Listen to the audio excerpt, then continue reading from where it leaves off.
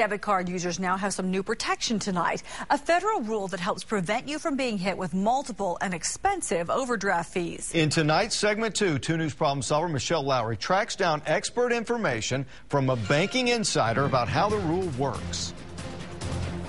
So these numbers are just... Yeah. For Jim Klaus, using his debit card. Walgreens, we had to buy some medicine. And then Walmart, I got some groceries. And spending just a little more than he had in his checking account snowballed into more than $500 in overdraft fees. Jim is certainly not alone. Each insufficient fund fee ranges from $20 to $40 depending on where you bank.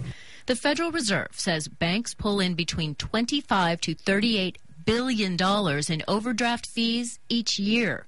In the past, some banks chose to deduct big payments first, followed by smaller payments, even though those small transactions happened earlier, thereby collecting the highest number of overdraft charges. Tulsa-based Regent Bank CEO Sean Kouplan says it's been an unfair industry trick. In many ways, it has been abused, and banks will structure the payment of checks in a way so that it maximizes the fees that a client will pay. That's not right. That's why the Fed put the new regulation into effect.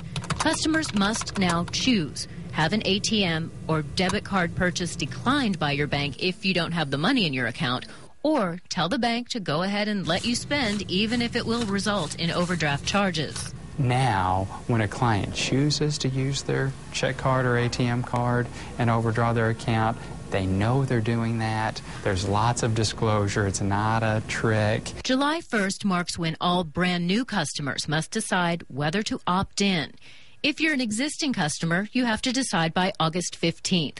It's up to the bank how to handle notifying customers of the change and recording their preference. Klaus supports the new rule and would rather be cut off in the checkout lane than face hundreds of dollars in fees. That would be a little embarrassing also, but I think that would be a better situation than this one. We were able to work with Jim's bank to get most of the $567 in fees waived, and now there are more protections in place, so a small mistake doesn't end in a huge financial headache. What's the withdrawal? Michelle Lowry, 2 News works for you.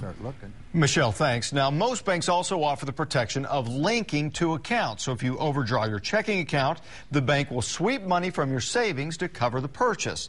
That usually only costs you a few dollars rather than a hefty overdraft charge.